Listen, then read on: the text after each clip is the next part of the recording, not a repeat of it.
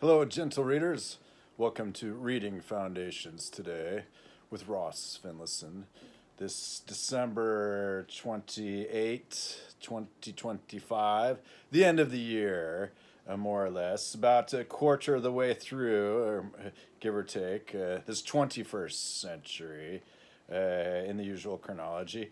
And so today they'll just be kind of going through a stack of boxes from this book and readings of them and relating of the items, the relata and the reference, these connotations or the denotations of the ideas, the concepts of the thoughts, of the philosophy, of overall a setting of a unified sort of holistic monist account for dual monism.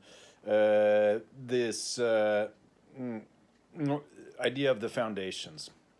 Well, let's get started then, and I'll just be going through briefly a piece, some various works, and as for commenting on their influence and the significance of these items. Then that each stands alone while together they're not apart, and these kinds of things. All right then. So to begin, here's a larger sort of work, large in the sense of a coffee table book, The Visual Display of Quantitative Information by Edward R. Tufte. And so the idea here is that the notion of display of graphical information is very conducive for the graphical scanning of things. Whether it's a table or a chart or a plot or a diagram or otherwise, then as with regards to that being any different at all than just a sequence of numbers or letters or words or a narrative, the display of quantitative vis-a-vis qualitative information is to help make it so for the intuitions about numeracy are represented usually in terms of area and then also with regards to colors, and so those things that kind of get combined into a bulk or aggregate, as well as distinguished and a piece, and as are the gradations and these sorts of ideas. So this book is basically just from the study of design, and also as with regards to then how it's so that the maps and arithmetizations to make when data can be well represented as of clusters or as of round circles or as in tables, usually for the tabular representation of data. The most extensive data maps, such as the Cancer Atlas and the Count of the Galaxies, place millions of bits of information on a single page before our eyes. Nor the method for the display of statistical information is so powerful. Well, that's a matter of translation, and that the eye has a connection via the brain and its interpretation of things to what is intended to be as matters of density and sparsity, and the emergence of the image with regards to optical illusions and this sort of thing.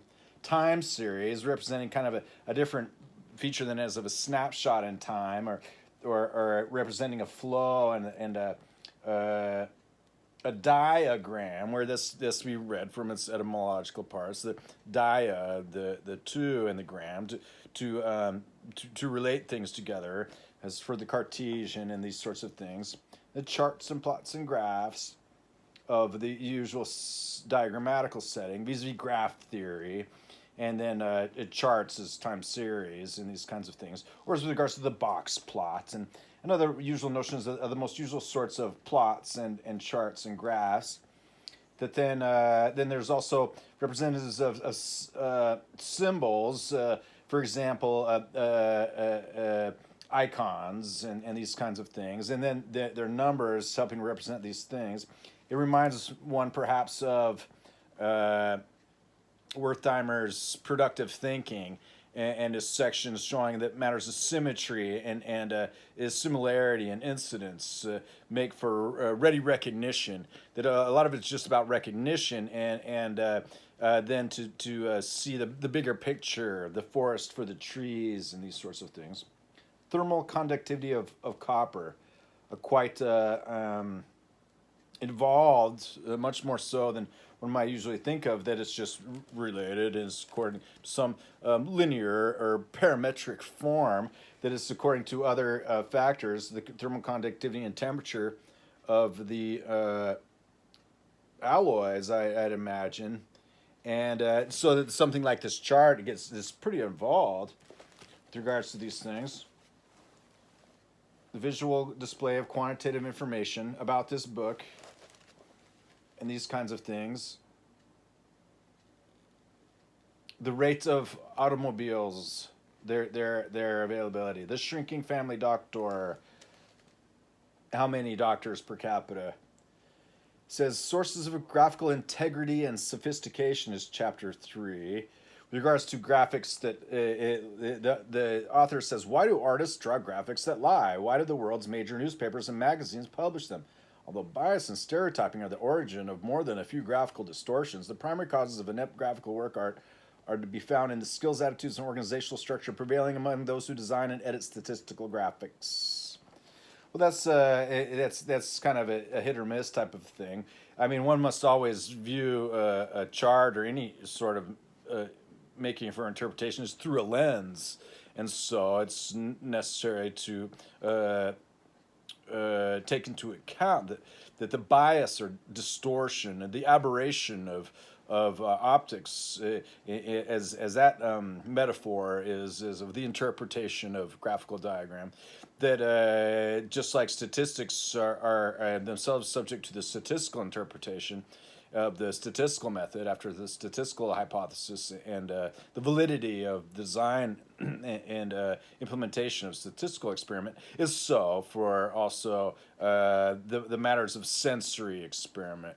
So that then when these graphical depictions form particularly very coherent sorts of accounts of the relations to, again, these arithmetizations, geometrizations, and as of algebraizations, that then for the tabular and the graphical more thoroughly, and as for those being kind of as about the lattice on the one side and the graph on the other, either representable in each other, yet each a piece own and distinct, these complementary duals, that it's just a matter of the diligence to avoid being fooled or misled by graphics as much as any other sort of thing to read. And as regards to the oft-quoted saying here of those who believe everything they read, maybe they shouldn't.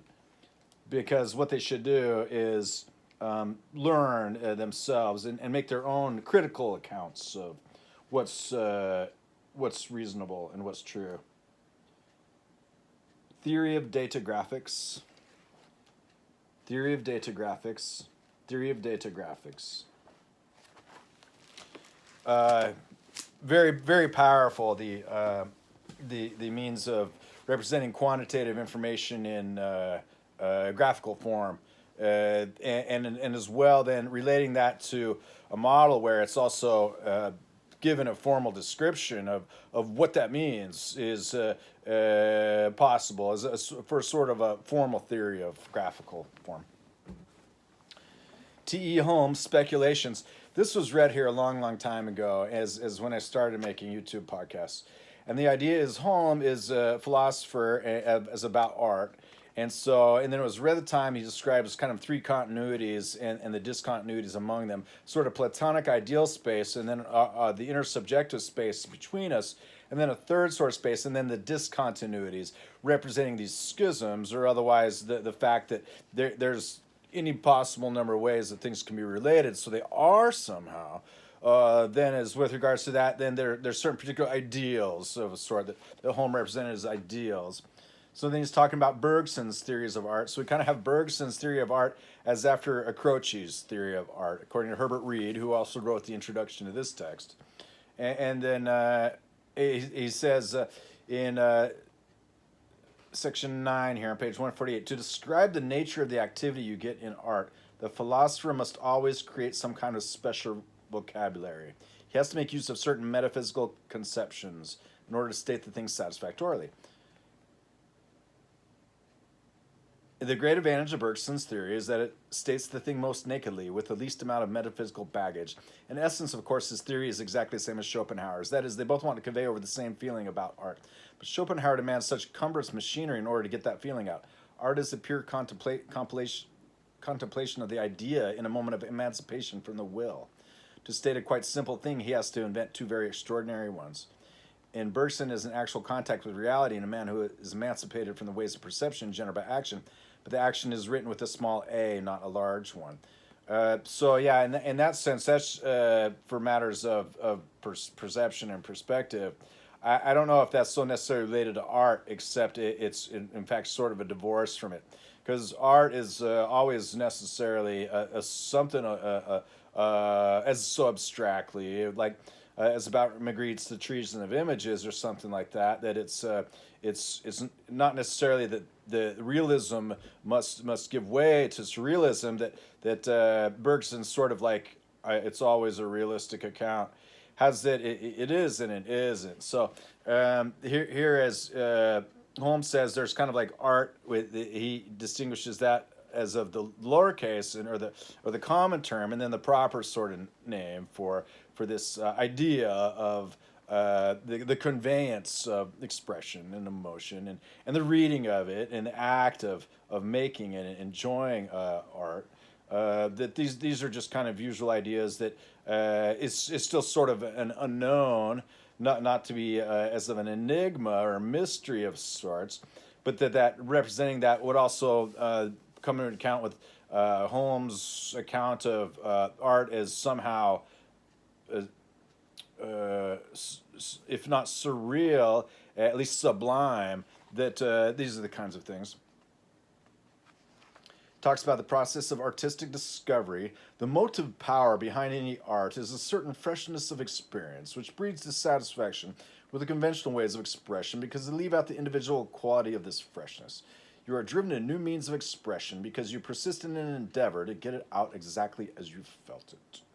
That is perhaps a style of art, but it's also sometimes when trying to get across a point, it's also sometimes possibly the idea to just get across that there is a point, and then that the reader or the viewer or the artist is left to their own devices what that may be.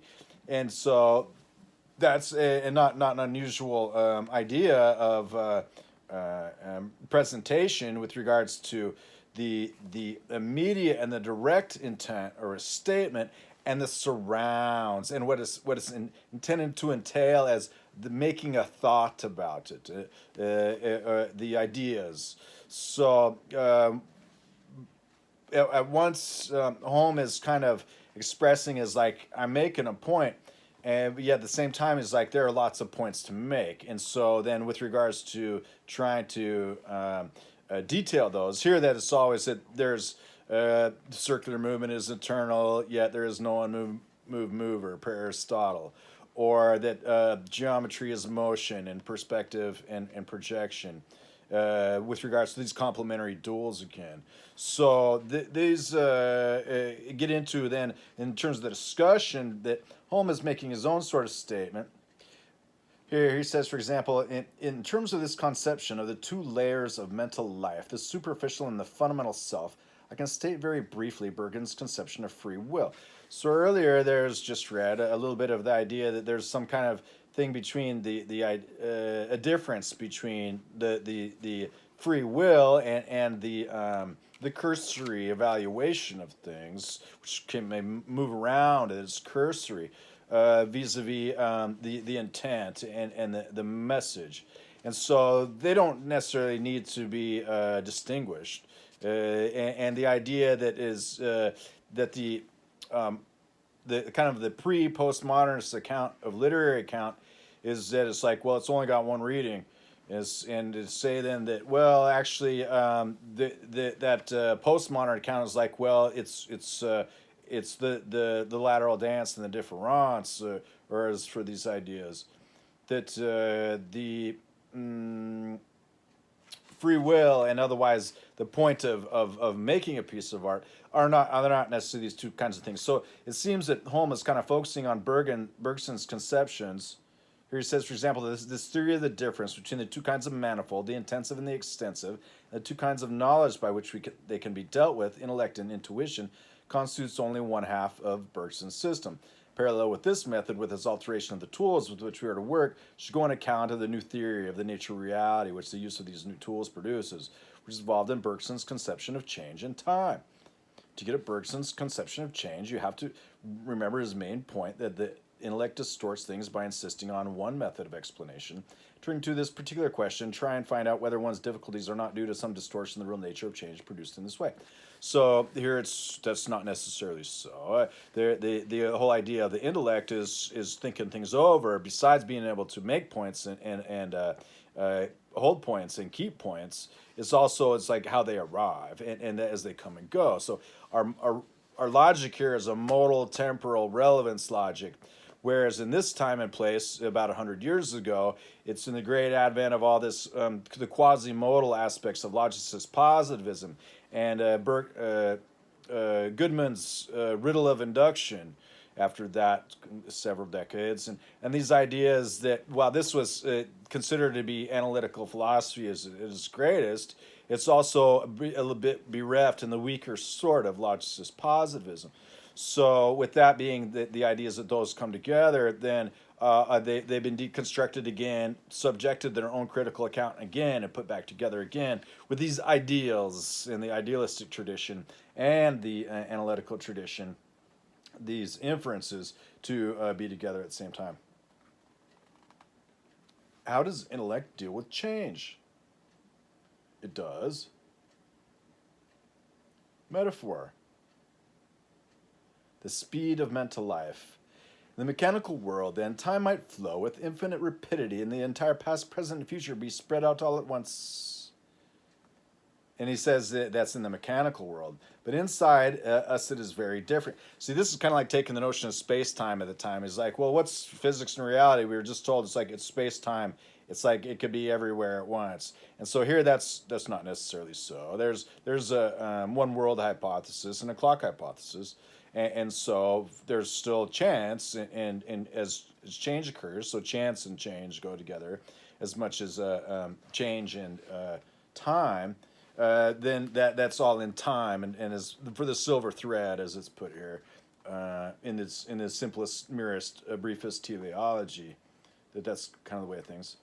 And Hulme goes on to say, after that, present and future be spread out all at once. But inside us, it is very different. In us, time is undeniable fact. If I want to mix a glass of sugar and water, I have to wait willy-nilly until the sugar melts. This is real time. It corresponds with my impatience. That is with a certain portion of my duration, which I cannot contract as I like. So memory and the experience of the mental may drift from time to time in remembrance and the state of either dwelling upon things of the past or being the sum of our influences, which we are a piece. Then with the idea that there's these mental senses of the noumenon, this object sense, a word sense, a time sense, a number sense, and a sense of the continuum, has that this time sense is rather part of the sense of the continuum, and it's a forward sort of thing. So it's always this current sort of account. So often it could be attributed to this state of consciousness as to a singular sort of unfragmented account. And then that it as well includes the experiences of remembrance and all these kinds of things, and recall, that those are, yet as Hulme puts here, he's like, intuitively here, it's of a clock hypothesis and a one world sort of thing. It is important to see that the inability under which we suffer, being unable to conceive the existence of a real change in which absolutely new and unpredictable things can happen, is entirely due to that fixed habit of the intellect which insists that we shall analyze things into elements, and insist on that because it will have a picture in spatial terms. Those need not disagree, but for the mathematical paradoxes of motion that need to be resolved, and for these sorts of accounts like geometry is motion, and as from the Moment in Motion series about that, There's the super classical accounts, and then even more of those for today, or Zeno's 21st century accounts of like the Zeno swath and these kinds of things about motion and the infinitely many higher orders of acceleration given any sort of aspect of change, because this was given a setting where the mathematics wouldn't have really support this. So Hulme is very well rounded and well read and influenced by the mathematics and the physics of the day and the theory and all these kinds of things.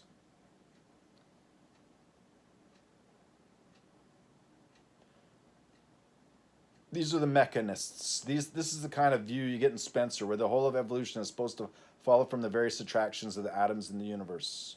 Others will prefer to think that a plan has presided over the details of these actions. These are the finalists.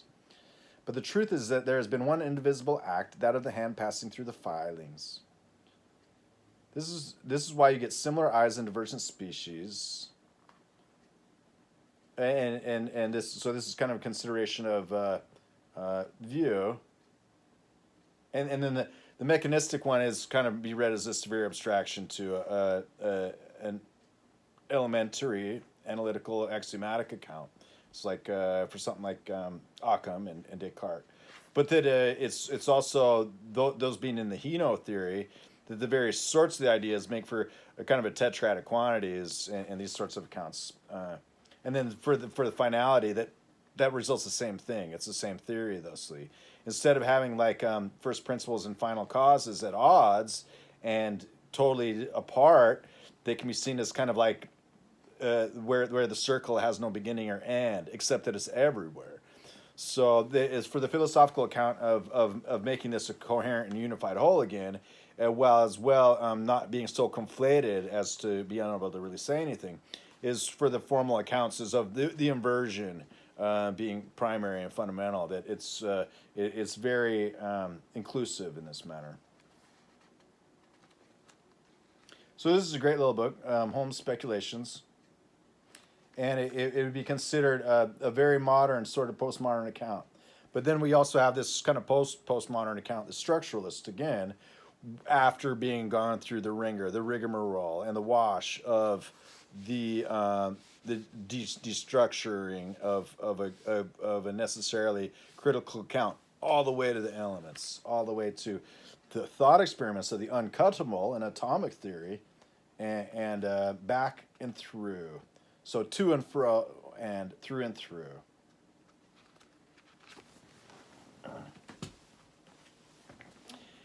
Kierkegaard, Heidegger, Buber, and Barth, A Study of Subjectivity and Objectivity in Existentialist Thought by James Brown, originally published as Subject and Object in Modern Theology. So Kierkegaard, these are again kind of 20th century postmodernists, although Heidegger is kind of held up as a reader of the classics, that's then kind of like having taken that by the postmodernist accounts as this is considered sort of passé, this account. But Brown, and I've read this before, and it gets into the subject-object distinction and these kinds of things, and then the immanence, the something ultimate of which one can become intuitively aware of Tillich, is in Buber the eternal thou. And so it's the subjective non-objective, or the objective non-objective in that sense, and other that is thus somehow sublime and thus greater. And this ultimate, known as an encounter and commitment, is in the meeting of self and presentness, something which transcends the cleavage between subject and object. Yes, it's sublime in that sense. So he's talking about Buber and Tillich. The presence in presentness, gegenwart. We may perhaps allow that Buber has maintained his real points. And then he talks about aspects of theism. In the passages quoting from Tillich's systematic theology, the ultimate is spoken of as that which appears in religious experience or in the experience of the world as religious. So that's kind of so and not so, because it's like, as for the ad absurdum, it's the ineffable or the unknowable, these ideas of the supreme and the omni, that in the religious is like relating that to mystic accounts or something like that. So here, this will be kind of left off as not really wanting to say or trying to say something about this. Let's see here. Shall we marvel if there are those who are reminded by this quotation from the Bible less of Buber's descent from Abraham, Isaac, and Moses than of his racial kinship with Benedict Spinoza? Is the streaming life of the universe, which catches man up into converse with itself, the living God of the Bible? Could such a God draw near, having heard the cry of his afflicted people in Egypt, and speak to Moses out of the burning bush of Sinai? Kohlberg is of the opinion that Buber's endeavor to escape the objectification of God as a particular, to prevent God's being found one thing amongst others by finding God in all things and finding all things back into God, results in a concept of God of so pantheistic a ring that one not only is reminded of Spinoza, but also recollects with new forces the motto of the title page of I and Thou from the old pagan Goethe. So waiting, I have won you from the end, God's presence in each element. So that's a bunch of different things with regards to matters of identity and matters of cultural reference, and then whether that really speaks to the things, and then that Goethe's comment at the end is not saying anything again, except it's nobody knows. So that's hear about the contents of this book, relating these matters of the knowable and unknowable, and the sublime and the supreme. And then, but then at least there's sort of the matters of the subject and object was read here for something like Sartre, a much less grounded in the dogmatic account of these same sorts of notions of perspective and projection that also they relate to here, as it's put, like the Atman or Brahman from the Vedas, and as regards to matters of consideration that go together, and then as for the matters of the sublime, and then as the religious with regards to organized religion, and matters of those being collective belief, that those are their own things. And then that with regards to Spinoza, then it's just kind of like Spinoza doesn't say much. But he kind of reflects on it. He's kind of like Duns Scotus with about the infinite, but and like for gross tests and aliquot parts and some of the matters of the arithmetic and algebra as with regards to be the infinite, infinitesimal. But then as with regards to morals and this or that, it's kind of like Augustine, not really adhering to what would kind of arrive from the moral and ethical questions. Yet at the same time, it's a sort of sophist, and then a sense of the what is that, Spartan Stoic accounts, that is more the neo-Stoicism. So this is after that then, and it's a bit more trying to put it. Then the quote is like we are all in the same boat. And he speaks as that there's always a sort of a personhood, and whether that personhood should be ascribed to the supreme or the omni instead of a beingness. Is that when Brown says God or the eternal thou is never known as it, because he is not known in the subject-object relation of knowledge or experience, but only in the thou of existential encounter, has it then, that's just relating these different things with the matters of personhood and subjectivity and objectivity. Talking about presence. Present is the gegenwart again, or of encounter or meeting, the begegnung. So this is meeting and also meeting as kind of like the Entbergung, that which is searched and that which is found, or that which is hidden and that which is buried. These that all being the same word, this Entbergung. That then this meeting is also kind of the same thing with regards to theories of one relation, like partitions and sets. Either they're collected together in Geschammelt, or they're apart, and the partitions, slides for Brentano, those things. So these are matters of perspective again. The mystical a priori, summary and conclusions, We have come to the end of our series of studies on the place of the subject-object relation in uppercase and the antithesis of subjective and objective in some representative influential theological thinking of the last 100 years. Can we offer any definite results or conclusions of the course as a whole? Does any sort of lesson or moral, positive or negative, emerge for theological construction in our time? I don't say.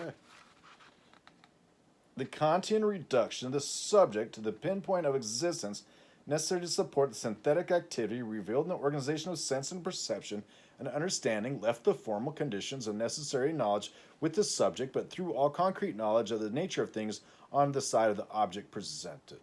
So then we have the sublime. Kant always leaves the sublime. And as well then for Hegel right after Kant is Hegel picks up these things and cleans them up very much. He mentions Kierkegaard, and we've studied Kierkegaard and Carl Jaspers a bit, those being considered kind of akin.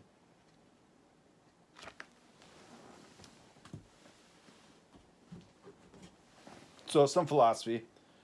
Here's Norbert Wiener, Cybernetics and Society, and it's about, the title book is The Human Use of Human Beings, so it's scary.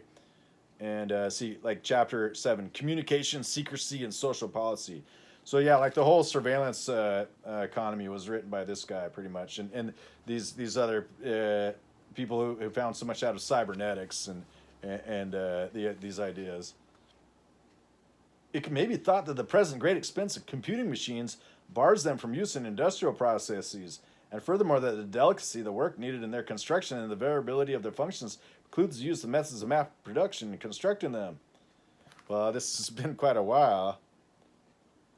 Now, next they could say the same for gene machines, and these kinds of things. Another very, very dangerous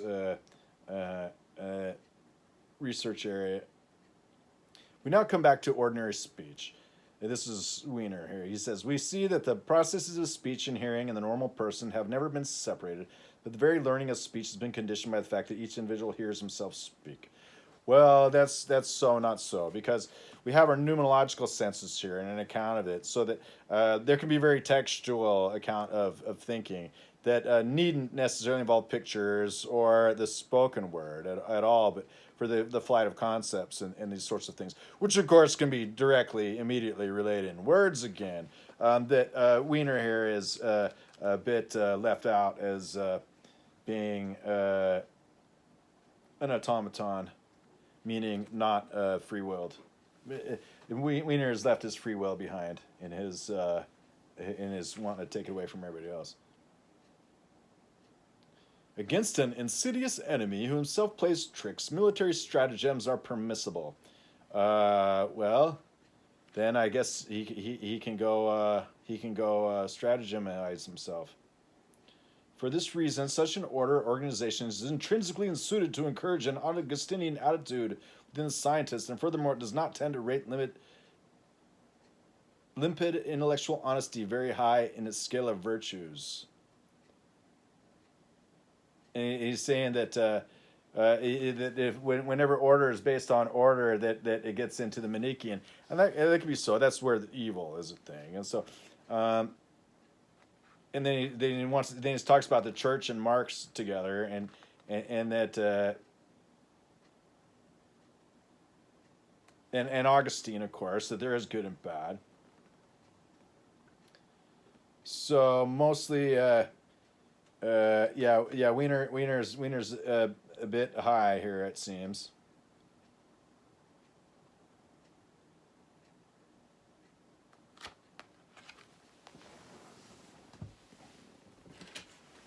Greedy.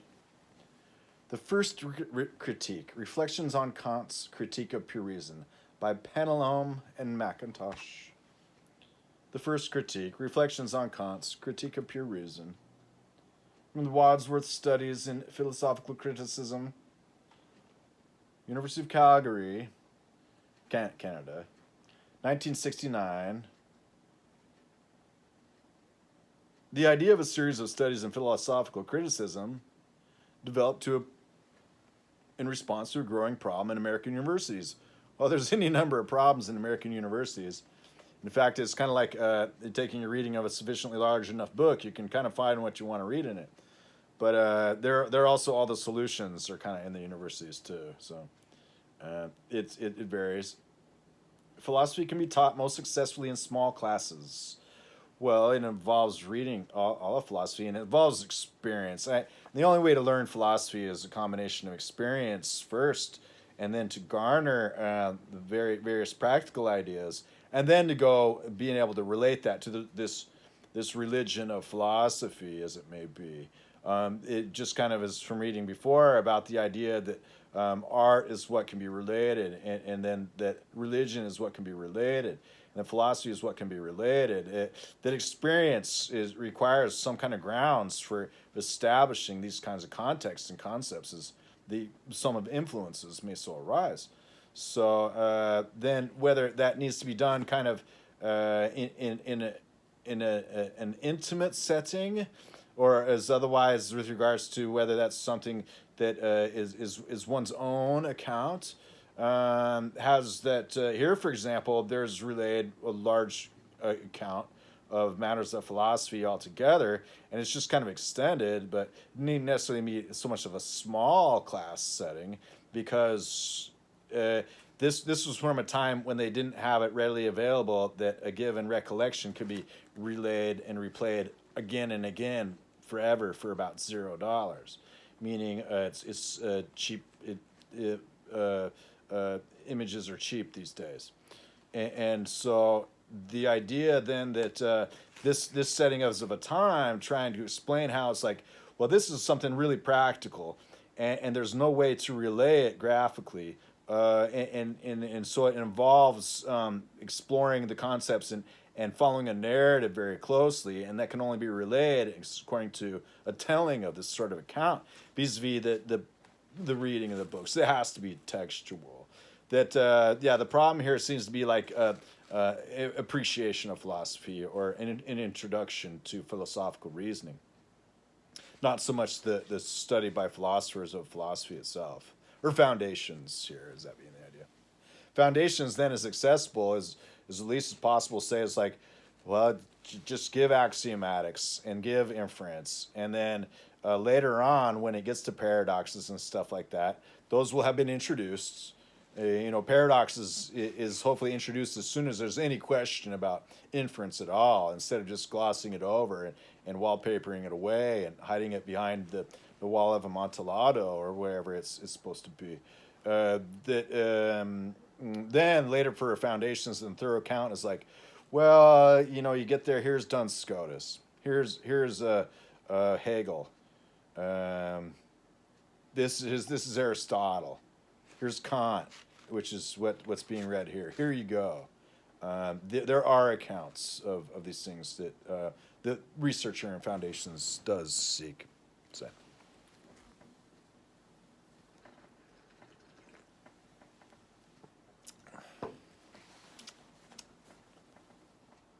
Our hope is that the studies in philosophical criticism will make a dialogue of sorts possible in a class of 100 or 1,000, as well as smaller classes and seminars.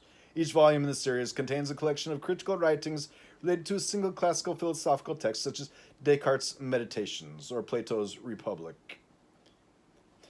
These critical writings are not substitutes for the classical work, but supplements to it. They should be read in conjunction with the classical text. Now, whether that's time for that or not, at least it has that people should be aware that where these concepts may be found and where they lay and where they're considered to reside in these schools of these men or these authors more collectively. That this is for an account then that, one hopes that the classics will be read, but at the same time, at some point in time, they had to be read through a lens, and in fact, much of what kind of remains of the reference of the classic has to be left behind. So while it's still kept in reference. So yes and no. Selected material for the volumes. Necessary propositions. Talked about Kant and propositions. Propositions and suppositions, like about Occam and the suppositio and these kinds of things, or the medieval philosophers on the reason, and then the principle of sufficient reason. Here, the principle of sufficient and thorough reason. That for Kant then, and it's about the the account of the scientific account of the phenomenology, then it's just included the numerological senses that for Kant is given like phenomenology is a thing and makes the grounds for science, and in fact I won't be told otherwise, which is fair. But it's but he also gives us the sublime, and then also as ideas of aesthetics and reasoning for his judgments. Then that also the phenomenological is connected right to the numerological as for these abstract senses that exist in any kind of reasoning being, the object sense, a word sense, time sense, a number sense, and a sense of the continuum. These would be the usual five senses given to physical senses, the phenomenological stimuli, so available to make reasonings about as of the subjective sort in a state of consciousness. That as well is the phenomenological account is since thousands of years before that, and it's part of Aristotle's account and it's part of Lucretius's account. But Kant though is really kind of having put that together in a great sort of way and an organized as is considered sort of way, so that one can read Kant, and then that's also just a reflection on the classics as well. So these are kinds of things. But Kant does have some things, and then what would be just a brief passing mention, if so enshrined in Kant, like the mention of the sublime, has that in another account, that would be like half and half, or first. Kind of like when this principle of sufficient and thorough reason that has a principle of inversion to escape and to put down what would otherwise be this fallacious, closed yet open room of principle of contradiction. So this principle of sufficient and thorough reason has that for things like the extraordinary and the ordinary, or infinity and finitude, or a continuity in their individua, which one comes first, and if the last even exists or if it's just attained to, and about these complementary duals, and they both exist and attain to and make for each other these ideas of the meeting in the middle, the analytical bridges, that the account of whether the sublime is like the point in infinity and it exists or not at the end, or it's half of those, or it's almost all of those, that there's only the tiniest fragment that is the finite part, makes for that, though Kant's sublime is just mentioned in passing, yet it's about the extraordinary itself, is as important for that as Russell's paradox is for set theory, or that Descartes' statement, "I think, therefore I am," which is like just 2/3 of the way through an innocuous paragraph, and then blown up to be his like entire statement. Whether that's so for either way in these kinds of things, about just like there is for like whether it's in the Hino theory it's a lattice and like geometry, or it's like an algebra, a graph of words, which is which, and aren't they each other, and yet neither could be each other according to inference, inductive inference. They must be by deductive inference. Gets into these reasons why then these things are all attached and considered part of the canon, and then also the dogma, and indeed part of the doctrine. My objection to translating Erscheinung by any of the appearance, sensum, sense-content group of words is not merely on grounds of scholarship. It is rather that such translations tend to commit Kant to a two-world view with its egocentric implications. They push him into a terminology like that of Descartes and Locke, which is linguistically proper to talk as if the furniture of the world contained both plates and looks of plates.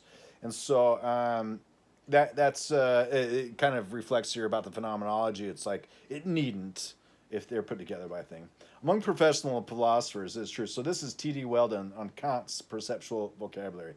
Among professional philosophers, it is true, resistance to this kind of talk has been reduced by Russell's recommendation to make thing equivalent to class of appearances. And so that's a very nominalist, fictionalist setting. So here, Russell is considered a great giant of weaker logicist positivism and quasi-modal in the sense of the classical logic. And that's considered perfectly fair because that's exactly what he says. A rainbow is an Erscheinung, so is a thunderstorm, and so is a writing desk.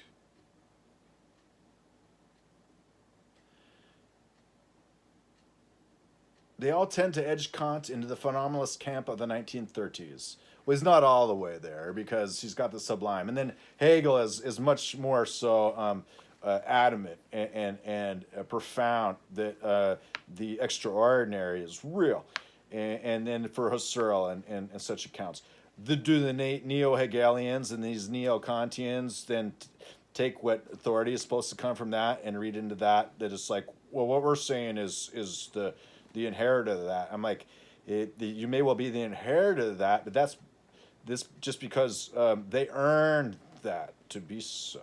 So it's necessary to kind of see the great circle of the things if there's to be a good account. Ideas, perceptions, the Gestalt was mentioned. Transcendental arguments, Kant on the perception of time, principle of indeterminacy. One must distinguish clearly the positivist view that principles of mathematics are meaningless propositions or conventions from the thesis that they are synthetic a priori principles which are true only in a possible world. Well, yeah, you can distinguish that, but while you do so, you can also distinguish that entire thing is dispelled by the notion of any model of mathematics itself that is so this way. The positivist view rests on a dichotomy of all meaningful propositions into logical and empirical ones, which would thusly be an empirical one. On the basis of this dichotomy, many principles which are meaningful are, with no good reason, called meaningless, therefore put on a level with generally meaningless propositions, such as identity is the mother of the color green. Now, before we get back into the colorless green and the idea of a dual tri-stimulus color space, and the real model of color and light, as it's been put here, and Moment in Motion and Logos 2000 a little bit, has that here it's as well that the riddle of induction and for Goodman and this kind of thing, or for green and blue as not representing a modality. We have a temporal, modal, relevance logic, and so all this stuff, which is poisoned in a sense by Russell's retro thesis and ex falso quadlibite and material implication, the quasi-modal. It's not so much that goes away, but it goes in a box, and so that keeps it much more as an idea of then for that to be logical and not empirical, is that weaker logicist positivists are entirely fictionalist nominalists of the soi-disant empirical variety, but that means it's not logical, and so then as well it's just not really empirical because most everything else in the empirical world is logical. So it's got to be both. The idealistic and analytical traditions. Applying mathematics to sense experience, then, does not yield a description of sense experience, nor does it, as Kant thought, yield a description of the spatio-temporal structure, which, qua pure intuition, underlies sense experience. It does if you make here it's considered just make for a briefest sort of allowance that the object sense, word sense, the time sense, the number sense, and the sense of the continuum, as these putative numerological senses, are allowed as a sensory. And that thusly they fill in the whole great role. Otherwise, the account is that we can't think what we can't feel in these kinds of things.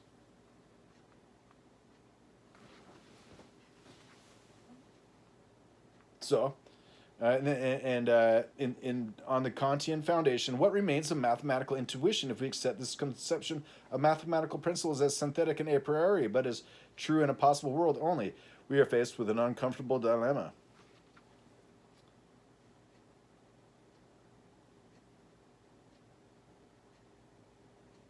And the author says the required explanation is easily found if one investigates the relation between mathematics and sense experience, co-identifiability that they have in common. So that's just saying that's like, well, it's indistinguishable then as far as it goes, any sort of differences, and that's fair. But it doesn't help address here that Corner, K-O-umlaut-R-N-E-R, Corner, on the Kantian foundation of science and mathematics, has really thought himself outside the box that he wants to put everybody else in a sense. and that logicists, weaker logicists, positivists agree that they're both in and not in at the same time. So, well, he said, for example, Kant did not contemplate the possibility of a bifurcation and the consequent diversity of mathematical theories.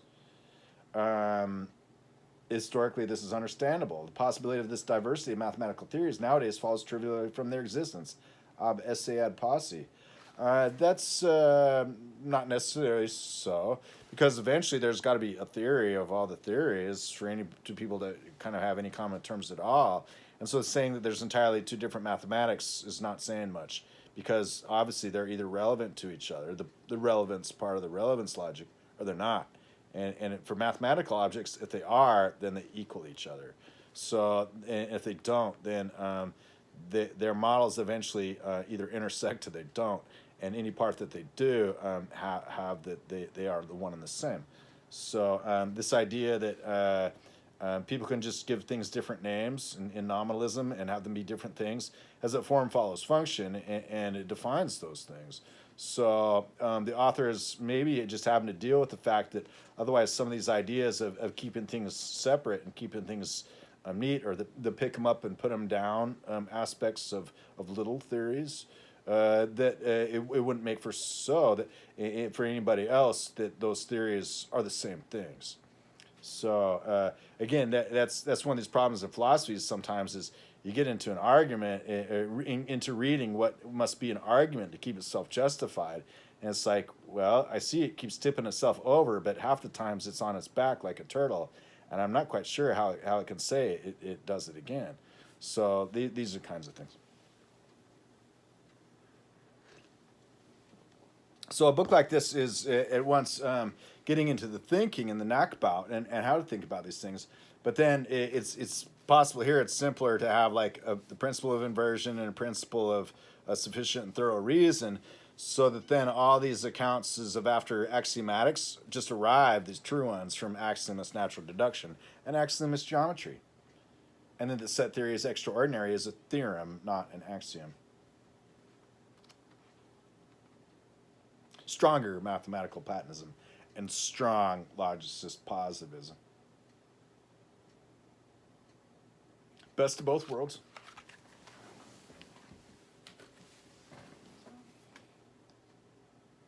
This is a bookseller's catalog here. This was read some time ago. Oh, this is with Bohm, David Bohm, The Holographic Paradigm and Other Paradoxes, Exploring the Leading Edge of Science, edited by Ken Williber. Much of it, this is Bohm. An interview with Bohm. Experiencing holography. So some of this is New Agey, it's called, or the quantum consciousness in bit. Fritjof Capra, Weber and Capra. That these are kind of grasping of the evanescent accounts that can't really make sense of anything. Storage systems based on optical holography. So holography itself is the idea of a diagram, kind of like the quantitative display of, or the graphical display of quantitative information, as was found in the top of the stack of books.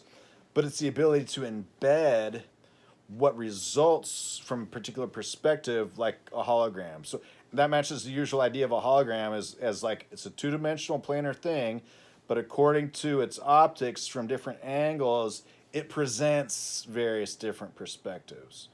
And so these different kinds of perspectives, according to that, make for then the hologrammatic principle as regards to a universe hypothesis, strong mathematical Platonism, strong logicist positivism, strong mathematical universe hypothesis, has that, then this continuum can still be like because it reduces to a linear continuum, if not even just to a point or a segment of continuum, that then the three space dimensions, an array of time folding and unfolding out of that, that's the whole hologrammatic setting, or holographic or hologrammatic account of these dimensions, is that it's for theories of physics that there are theories of physics that just add dimensions, and then there are theories of physics that get them from less.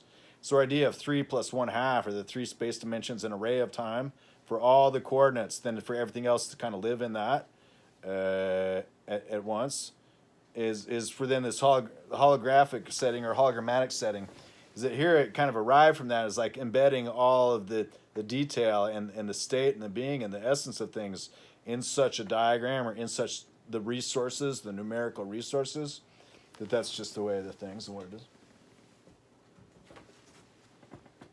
Parasite Rex, about the fact that, it's like Newton said, is like ad infinitum, and mites the vitam and that kind of stuff. Ad infinitum. Ethics and Finitude by Lawrence J. Hattab. Heideggerian contributions to moral philosophy. Not much to be said of them, except he's kind of a Nietzschean in a sense, a neo-Hegelian, not considered a true Hegelian. This is a computer science book, unit testing, principle, practices, and patterns. Expected and actual, the usual kind of account. Finding all the other way of the cases is a matter of the space of the terms, the space of these things, for automatic testing of all the things. Courbet. Now, I got this Jack Lindsay's Courbet because I had gotten an account of that ballistics and bombs and power and dynamics and dynamics. So there's a great account from that Jack Lindsay of ballistics and blast power. But then no, not much to be said otherwise about this artist inspiration of a rural sort of fellow, but yet in the salons and this kind of thing, or Courbet, not much to be said. The Book of Fantasy, edited by Jorge Luis Borges, with Silvina Ocampo and A. Boy Caceres, introduced by Ursula K. Le Guin. See, where am I reading this here? It's Macario. It's a fantasy / horror. Guy's got no face. The Cat by H.M. Morena. Hector Alberto Alvarez. Shadow of the Players. Back then, in times before television, people just sit around writing short stories. Julio Cortázar. Jean Cocteau. Short stories.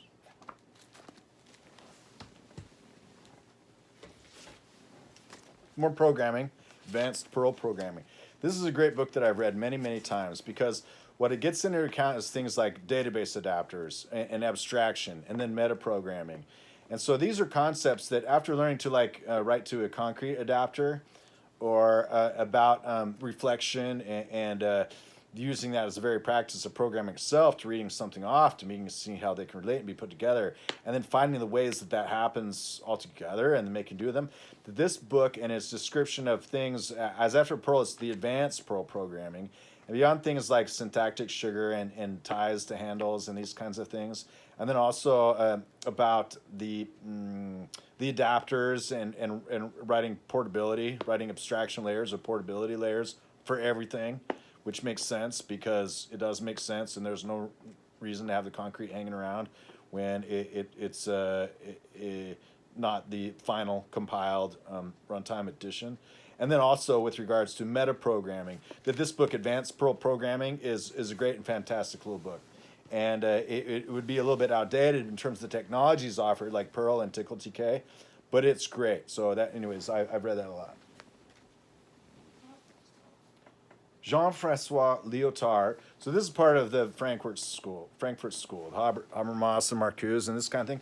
But I kind of like Lyotard a little bit more than the rest of the Frankfurt School because he's a little bit less involved in the movement and the message of the Frankfurt School, but instead he's just kind of a critic, and so I seem to enjoy that a little bit more. Talks about like the dangers of technology, the nature of the social bond, the pragmatics of narrative and scientific knowledge, research and its legitimation through performativity, education and its legitimation through performativity, postmodern science, legitimation by paralogy, page 60, Let us say at this point that the facts we have presented concerning the problem of the legitimation of knowledge today are sufficient for our purposes. We no longer have recourse to the grand narratives. We can resort neither to the dialectic of spirit or even the emancipation of humanity as a validation for postmodern scientific discourse. Well, you can. But as we have just seen, the little narrative, petit récit, remains the quintessential form of an imaginative invention, most particularly in science. So that's the abstraction, and it's a brief account. And again, the idea of a pick 'em up and put 'em down theory, meaning something that doesn't have much weight to its ontological status and commitment, has that any given number of those somehow are all related together. I mean, that's done by just a larger theory. So the petit récit are just like, here's a brief instruction, and you can go about your way and forget it, because then thusly everything will have so followed, and you won't care about don't know and don't care after true and false. Still has that, as the author puts it here, he's like, according to this whole modern, postmodern account, well, all this is no more than a figment. And it's like Colonna's fiction. It's like, no, it's not. That's just a convenient fiction.